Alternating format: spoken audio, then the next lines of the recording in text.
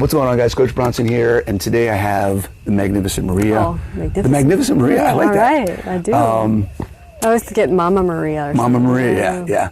And we've really kind of connected a little bit, I think. For sure. We've seen each other in and out on different things. You're my best friend on the show. I think so. We're here in Costa Rica. We are recording for Reverse Season 3, Carnivore Season, and Season 2? Season 3? I thought it was 3. 2. We only did 1 before. Well, I think there was one before that wasn't keto or anything. Like, it was just reverse, like diabetes focused. Gotcha. And then I think the keto was the 2nd season, I Okay. think. But we are carnivore, talking about all that kind of stuff. And one of the things that you're known for is this thing called the protein sparing modified fast. Yeah. And I have talked in the past about how I think that can be a tool, but I think a lot of people do it wrong or go to it too early. Like, there's a lot of things about that, and I'm very much a proponent for get the basics done first, and then if that's not working, then look at some other options and kind of see. So I want to talk about making sure, we've talked about this, making sure that people understand the right way to do it and all that kind of stuff. Yeah, totally. So I think it was Kelly Hogan posted a picture of her breakfast, and it was, a lot of fat, obviously. There. And she posted, Magnificent Maria made it for me. And she's like, someone commented, like, Maria only cooks protein sparing. I'm like, who in the hell said that? Like, what? I don't eat that way anymore. Like, it's a tool. If you're not trying to lose weight, don't do it. It's not for you because, first of all, you're going to be excessively hungry because you don't have a lot of body fat. Like, if I tried to do it, I would be just so hungry. It works really well if you want to lose a couple 100 pounds. I had a client, Tyler. He lost, I want to say, 100 pounds. It was in 2 months. Wow. And he could do protein sparing more often. It still wasn't every day. Still wasn't all the time because he had so much body fat. He was 600 pounds, and he just needed to do something. And he tried everything. And that's what most people come to me. They tried everything. They tried Weight Watchers, Jenny Craig, this and that, and nothing works. And there's a lot of people that are in that position where it's like, I'm doing all the things, but my body's just not letting go. However, all the things, if you're putting a stick of butter in your coffee, that's problem number 1 and 2, coffee and the butter in it. The coffee and the butter combination. You're not fasting. Don't think that you are. You just ate 800 calories. And when I say calories, they're like, oh, calories don't matter on the keto or carnivore diet. To say that calories don't matter is just ignorance. To say that they're everything is not right either. But it is biology. The content of things that you eat that your body uses for fuel makes a difference. It does. Absolutely. It does. Absolutely. And if you're active or not or whatever, it just makes a difference. So protein sparing, do you do it every day? No. It's 1 day a week, 2 days a week, maybe 3, like if you're like Tyler. But this is instead of, like a lot of people do alternate day fasting. I would say, okay, don't do a water fast because you will lose muscle. The studies are there. We'll have them below, in the link below. And fasted workouts and all this other kind of, just stop eating. Let's stop giving our body what it needs, right? And I'm proof of that. I lost a lot of muscle doing OMAD. I lost a lot of muscle not eating after working out because I was like, oh no, I got to do this OMAD thing. It's so healthy for you. I am the picture of how that's not, if you're active like I am, it just wasn't what I should have done. How do you talk to people about the difference between like PSMF and eating for quality of life and the difference between fat loss and like, look, I just want to live well? Right. Like, if you, it depends too, because people can be thin and have insulin resistance. And in that case, protein sparing, I recommend that for them because the fastest and best way to reverse insulin resistance, shrink the fat cells, grow the muscle, or grow or maintain the muscle. Are you going to do that with water fasting? No, you're going to lose a lot of muscle, which means you have less places for the glucose to go. This is a bad thing. So this is where protein sparing comes into play because you're going to lose the fat, maintain the muscle. You can work out. I would work out maybe on your non-protein sparing days because of energy. Because you're getting plenty of protein, because you're getting even more protein than what I recommend on a non-keto day to grow or maintain muscle, but your energy might stink. Because that's the thing. With protein sparing, protein is not a great energy source. Right. So you either need to reach for fat or carbohydrates. I stay away from carbohydrates for multiple reasons, so I reach towards the fat. There's other, like Ted Neiman, he goes towards the carbs. Yeah. That's just not me. Yeah. Yeah. So I go towards the fat for energy with my clients, and it works really well. Yeah. And people are just like, "Oh, I'm so full, Maria. Do I have to eat all the food on the protein sparing day?" I'm like, I highly suggest it because it's only about 800 calories of protein, so it's very. But this is instead of a water fast. Right. This is not something you do all the time. Right. So this is basically, and this is what I want to get to next, is so how should people do PSMF? Because it's really intended to say, okay, instead of just not eating anything, yep, you're going to get the protein. You're going to get the protein, and it's not about the fast necessarily, it's about the energy. Yeah. Okay. So how they would do it? Well, I have meal plans you could follow. They're free. You go to the website. No, I'm serious. They're free because I want people to have success. Right. And you'll notice on the meal plans, there is no dairy. There's not butter. There's not cheese. There's not heavy cream. There's not coffee. And that's because I see a lot of people fail, first of all, with dairy. Sure. Like they'll do protein sparing and not have dairy because they know that that's not allowed. But then they'll do dairy on their non-protein. They'll go back to whatever and have dairy. Right. But I was like, give it a month. Don't do dairy at all. You probably won't miss it because my recipes are flavor bomb, right? Yep. Yep. And speaking of which, if you haven't tried her truffle butter, I'm not a truffle fan. I don't like truffle. you just need a touch. But that freaking butter was bomb. Thank you. On a steak, that's my favorite. I have that like every day. Speaking of dairy, right? However, let's bring it back. Yeah. I was twice my size, and with PCOS, it was very difficult to lose weight. Very difficult. I had to cut out the dairy, and it worked. If I didn't cut it out, I was stuck. Yeah. And I find that all the time. And there's a dude on Twitter, I can't remember his name. He's always like, "Damn you, Maria! I cut out the dairy, and I feel so much better, and the weight finally dropped." Yep. You know, like you keep saying, when things aren't working, why do you keep doing the same thing? 100%. Right? Yeah. And dairy is a very addictive substance. Really is. Like I'm from Wisconsin, right? But I know like some people do like low-fat cottage cheese. Don't do that. Like stay away from the dairy. Right. Like, and I even have charts on my website, like what to eat, you know, because it's a leaner protein. So like chicken breasts instead of chicken thighs. Right. The protein sparing bread, which is made with egg whites, which is, you can make a sandwich with that with some turkey, maybe some mustard, whatever. Yeah. But the dairy and the coffee and the extra fat, like all of these things, those are not even just when you're trying to do PSMF. This is just in general. You're right. Because I have clients come to me all the time, and it's the same thing. Like I try to keep carbs low, fat moderate, protein moderate, based on what the goals are. Maybe high, maybe low. But usually when people are stuck, it's the same thing. Yep. Dairy, how much coffee. dairy? How much cheese? How are you sleeping? How are you sleeping? How much coffee do you drink a day? You know, you got to count the heavy cream that you put in your coffee. Yeah. Well, coffee makes you less insulin sensitive, so that too is going to be a big factor in your weight. Let's talk about coffee, because you get fired up when we talk about coffee right now. I wanted to be in there when they were talking about it. I was like, they were just got a coffee question. So I'm a coffee drinker. If you guys didn't know that, you should know that by now. I like coffee in the morning. Sometimes I do butter, a little, like two tablespoons of butter. Sometimes I do heavy cream. Almost every day I put some chocolatey whip in and make like a mocha.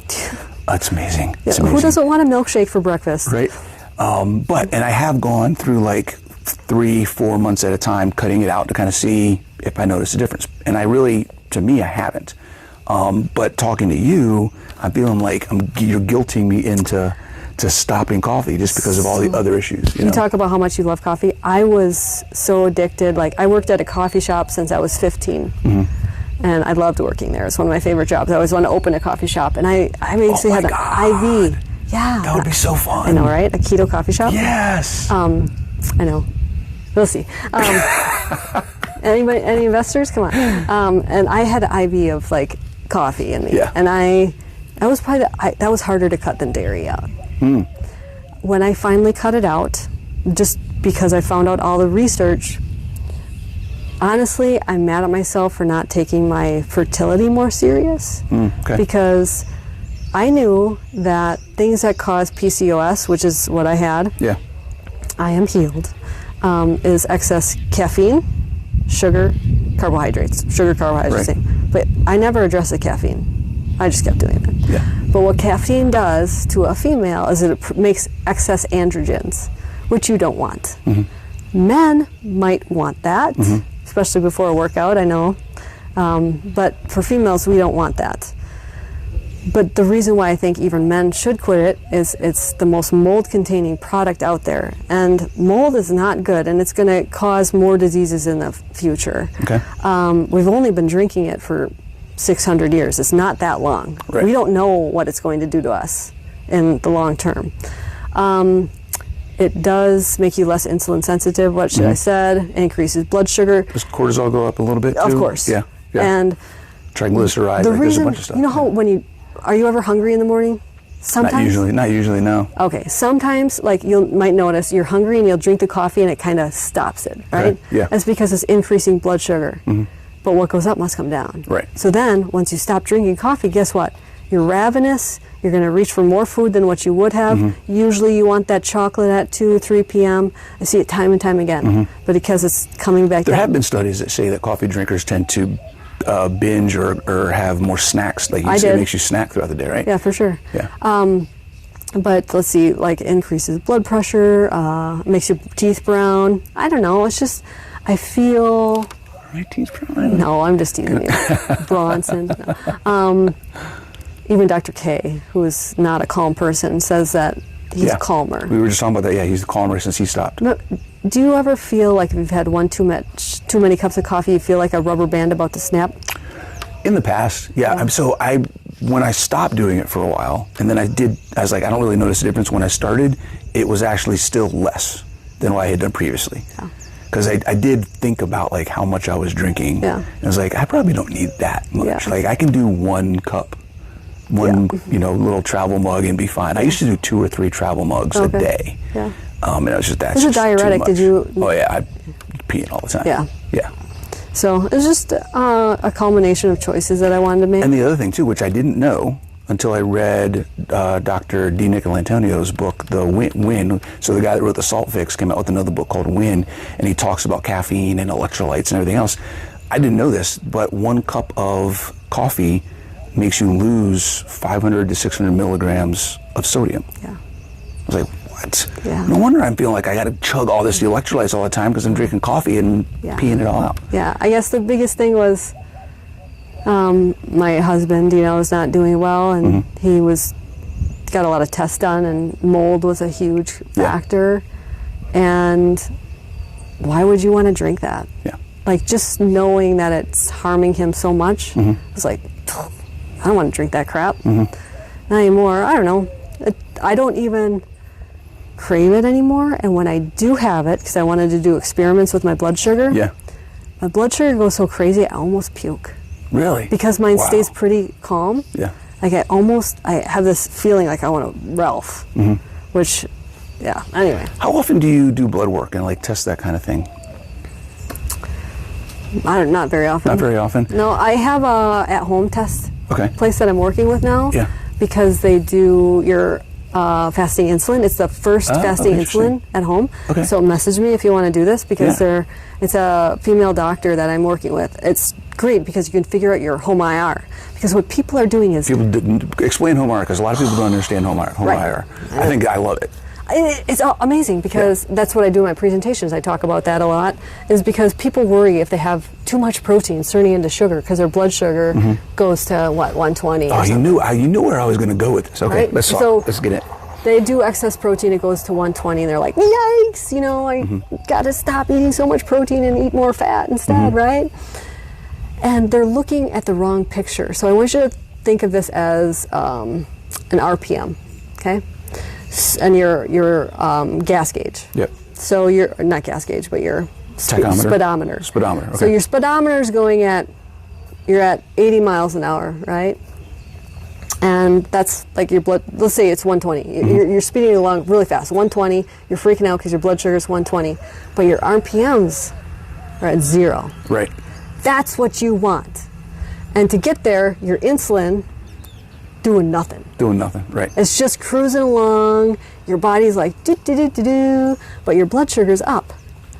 Okay, that's what's happening when you have excess protein. This happens when you run. I'm a runner, you know, so my blood sugar goes up, but my insulin is not working, you know. Like, so we shouldn't there freak is out. some insulin, but it's not nearly the same as like it's what. it's just sitting. It's just idling. It's idling, which is idling, right? It's not a zero. It's idling.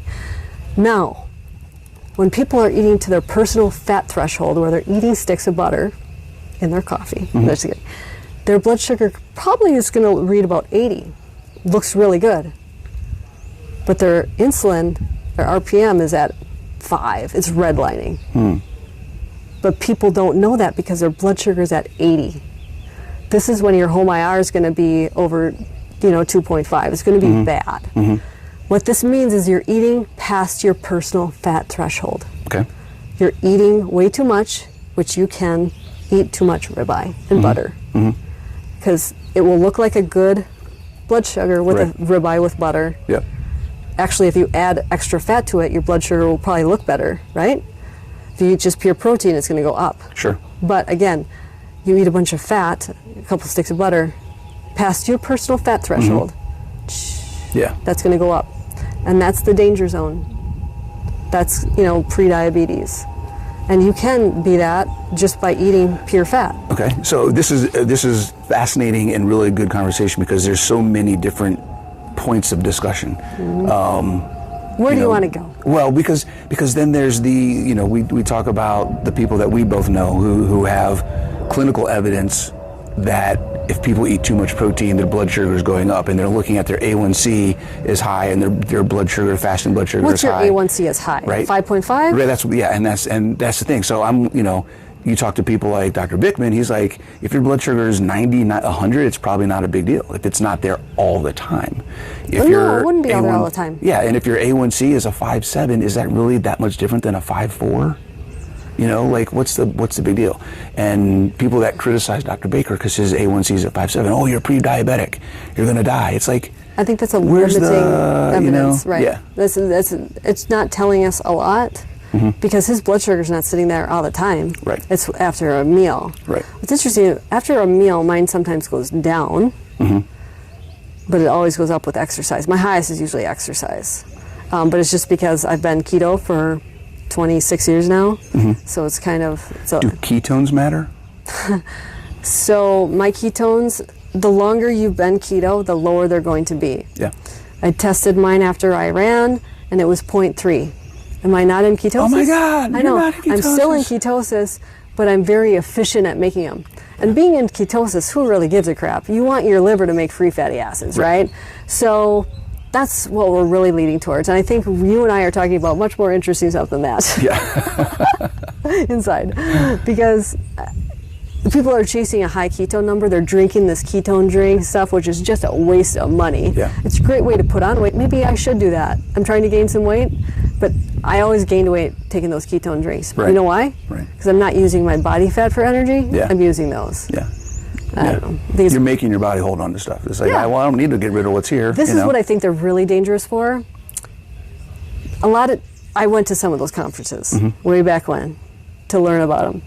They say just eat the damn muffin. That's what they said. Eat the damn muffin. God. So you have a high Just blood sugar. take ketones in order to be in ketosis. You're going to right? be in ketosis. Yeah. You will read ketones, but you also have a high blood sugar. I think that's a recipe for cancer. Absolutely. Because cancer loves fuel, and you're just giving it a whole bunch of fuel. Yeah, and you're going to get, inflammation, body fat. There's all sorts of things. Randall cycle issues. There's all kinds of stuff that goes into Yeah, that. I don't think.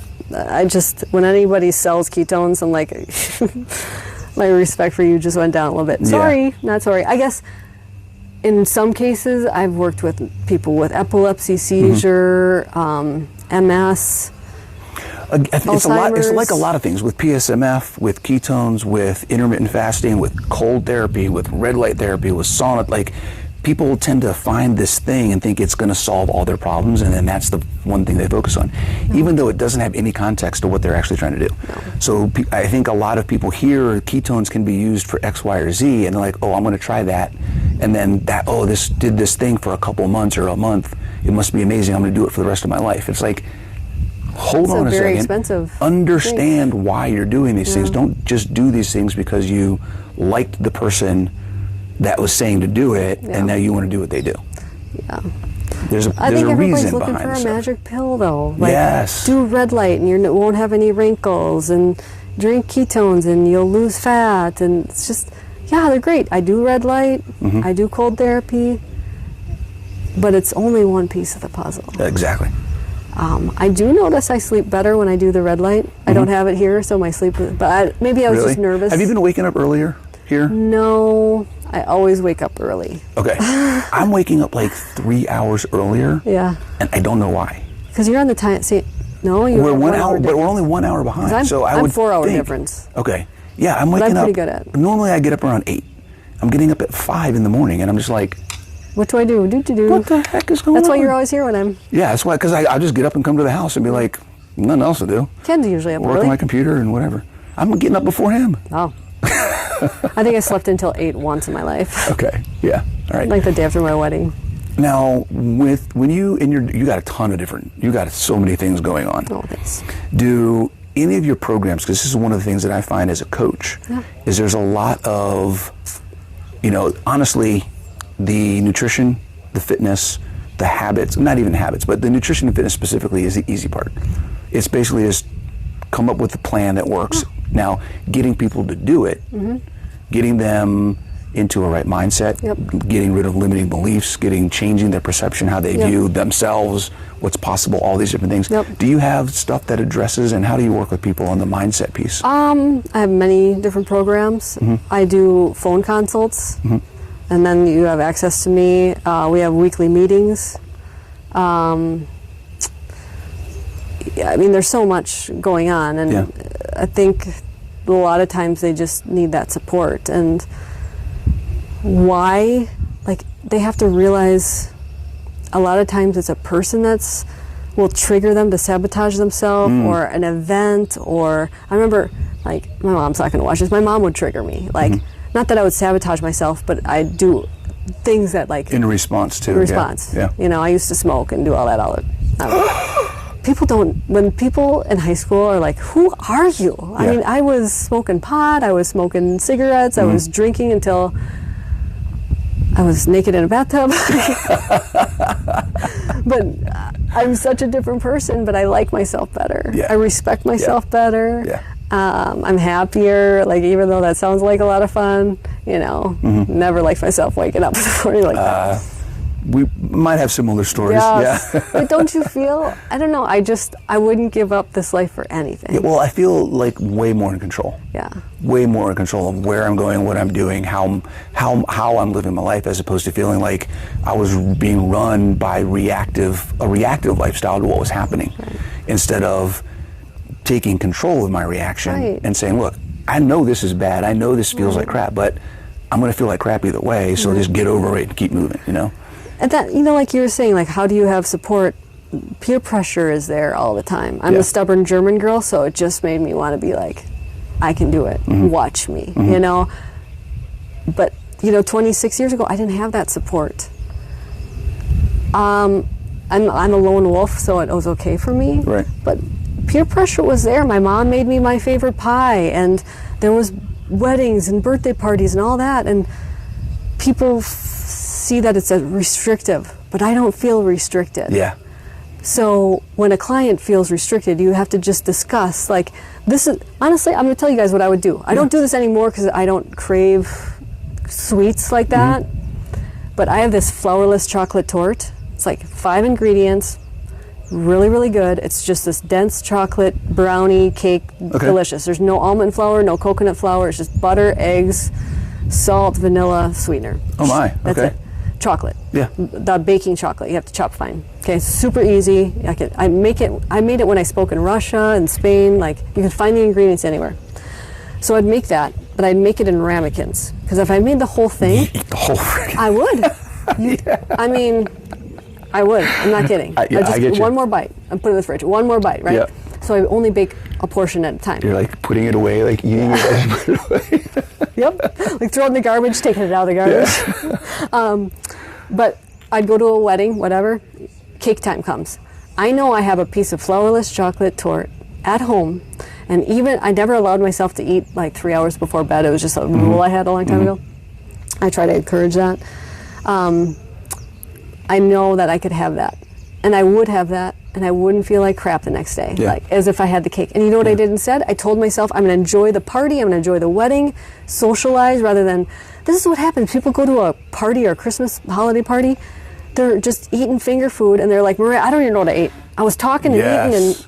No awareness, not paying attention at all. I pay attention to what I'm eating, right? Like, so, long story short, question, just support is huge. Support is huge. And you can find free support. We have free Facebook groups. Facebook groups all over the place. Yeah, we don't do the patron crap. We just do free, you know? Yeah.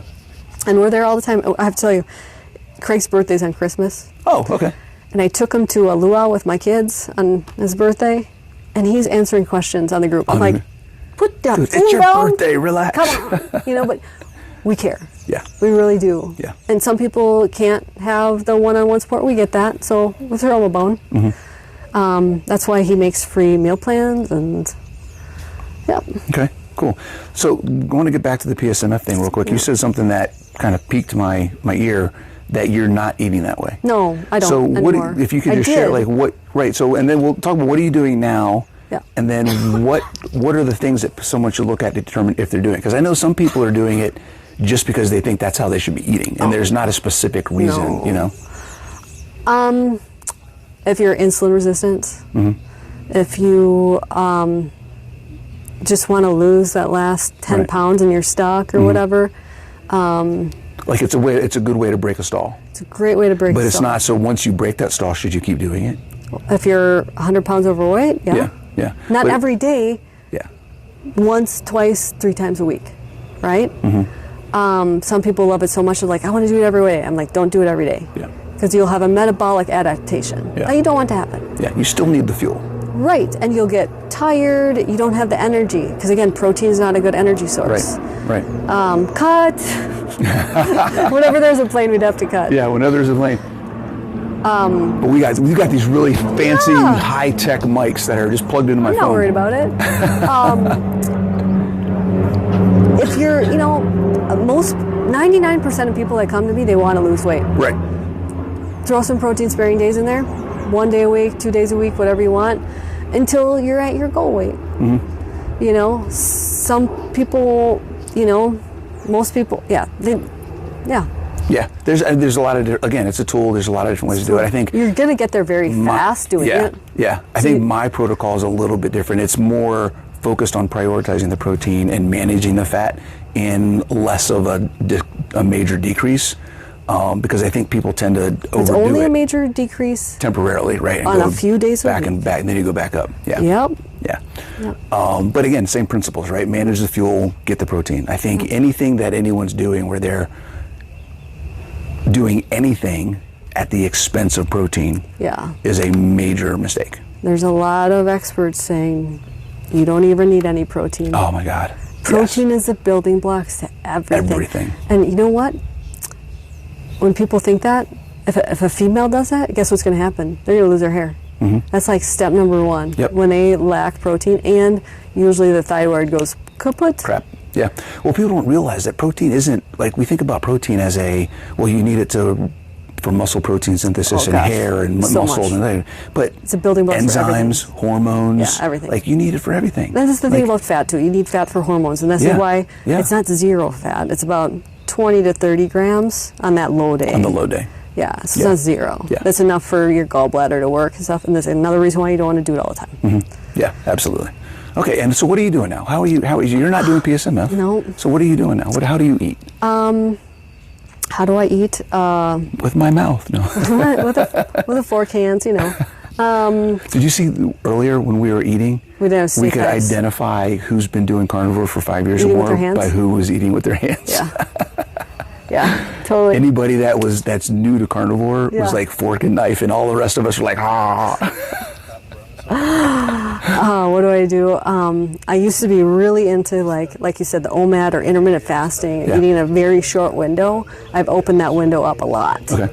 I still think that shutting the body down to help other parts of your body heal is important.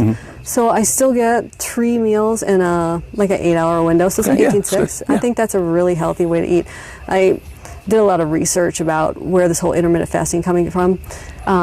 Like Buddha was trying to find enlightenment, right? And so he fasted so long that he almost died, right? He gave up, gave all his money away. Experience, right? But that's not where he found enlightenment. It was in moderation of this closing the window, not eating until, a certain time in the morning, closing it at night. And that's where he found enlightenment. I thought that was very cool. That's where I found enlightenment. Yeah. When I was pushing myself so hard, losing muscle, I don't know, so I have a larger window. I don't like to be full. Right. I really don't. Yeah. Half the time I'm in my swimming suit with the paddleboard and all that, so. Chasing whales. I'd rather have a nice small meal and go on. So I'll run in the morning. I'll work first, usually with clients. With Hawaii, it's a nice time change. Work with clients. I'll go out for a run. Then I come home and I'll have a tenderloin steak with my truffle sauce. Good stuff. Good stuff, a lot guys. of it. That recipe's out there, right? It is out there. It's on MariaMindBodyHealth.com. Search the best steak sauce. Gotcha. Because it really is. Right. It's freaking fantastic. When I open my steak restaurant, which I really want to do, because I even have a lobster bisque and all this. I want to do a steak restaurant. Okay. I'd have that on there. Anyway, and then for lunch, I usually have a large piece of mahi, maybe a third of a pound, almost a half a pound sometimes, if I'm really hungry.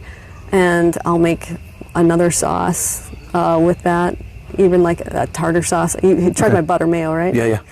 We have tartar sauce. I will cheat with some pickles. I know, right? And then at night, I'll have some protein-sparing bread, maybe with some eggs. I usually do eggs at night. They have melatonin in them. They help you sleep. Okay. What don't eggs have? I don't know. I really love them.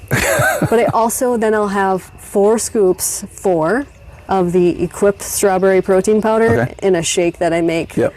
And so I think I'm at a 1-to-1 ratio. Okay. Yeah. With fat to protein. Yeah. That's where I start people mostly is 1-to-1, and then kind of see, okay, are they gaining? Are they losing? Are they performing in the gym? Are they losing strength, gaining strength? I don't know if I can eat more food. Well, it's crazy because this is I love this when I work with people and I'm like, okay, we're going to go 1-to-1, and I do it based off their lean mass. So if they have 120 pounds of lean mass, then it's 120 grams, 120 grams. Yeah. And for most people who are used to looking at calories, the calories are way low. But then they're also like, I can't eat that much food. I can't eat this. How am I supposed to eat all this food? And I'm like, here's the thing. You'll get there. I think, try it. You said the calories are low. Longevity. Yep. Calorie restriction. I think we're eating a lot. Absolutely. I think we're eating way more than we need to be. 100%. So I know, I'm trying to eat more. I'm trying to gain some weight. People are picking on me on the show. Did you know that? What's it? Charles posted it on Instagram, a video of me cooking, and some people are just bashing me left and right. And that's why we did a little session out here. And it's you don't know what I'm going through. Right. You don't know the struggles I'm going through. Yeah. You don't know how active I am. Have I sat down until now? No, you've been doing stuff. You've been standing up. Yeah, you've been cooking here, cooking there. But that's how I live. I run, I paddleboard, I boogie board, I snorkel, I swim. I don't stop all day. And even when I'm working with people, I'm usually walking. I just like to move, and I like to be that representative for them. I don't even sit down to read a book. I listen to it on tape. On tape. You know how old I am. I say videotape all the time. I'm like, I'm gonna videotape you, and I'm like, wait, we don't do that anymore. My boys don't even know what a CD. What's a CD? Yeah. Right? I think that's more important too, daily movement. Absolutely. People struggle to go to the gym and this and that. You know what? Go to the grocery store, walk around, cook some food, and you're gonna have some really good daily activity going on. Yeah, I'm gonna see. What's up? Can you close the doors? Oh, we can get going. Oh, you want to? I don't know what's going on next. No, they just This is pretty chill. In case you guys haven't noticed, this is just kind of chill. I like it. I think they'll like it. Okay, so you're here at Reversed. Yeah. What is it about this project that has got you kind of I think it's just freaking amazing. This is what my mom's like, why do you say yes to things? I say yes to everything. Yeah. I do. And look at what it's brought me. Yeah. Say yes to things, people, because it's going to be you're going to be scared. You're going to be like, what am I getting into? I travel alone. But like this one time, someone like, hey, would you speak in Kelowna, Canada? I was like, sure. Craig's like, he's getting my flight. He's like, you have to ask them if there's an international airport before you say yes to things. Because I flew into Vancouver and then I had to drive through these crazy mountains for like 4 hours Wow. to get to Kelowna. Wow. And then drive back. It was the best experience though. Like it was April, which in Wisconsin, I lived in Wisconsin then, it was very brown and gray and not very pleasant. There was a tulip field, like this whole like tulip festival I went to is really awesome. That's cool. Okay. But see, like, you know, who wouldn't say yes to going to Costa Rica? Yeah. You know, like it costs me a lot to come here, you know? We're not getting paid for this. Yeah. It's awesome. Yeah, but it's cool to get to know. I mean, it's been an honor to get to know you better and spend some time talking. I wish I would. That was one of the things I was looking for, was being able to spend time with people that we've been on conferences and spoken together and things, but it's like we're always on. Yeah. And being able to be around and kind of just chill and be people has been really fun. Yeah, the conferences, especially like KetoCon, I'll show up and I'll go hide, you know, like, ooh, thanks, you know, I won't be there this year. So. Yeah. Awesome. Well, cool. Thank you very much for being on. I appreciate it. Of course. Thank you.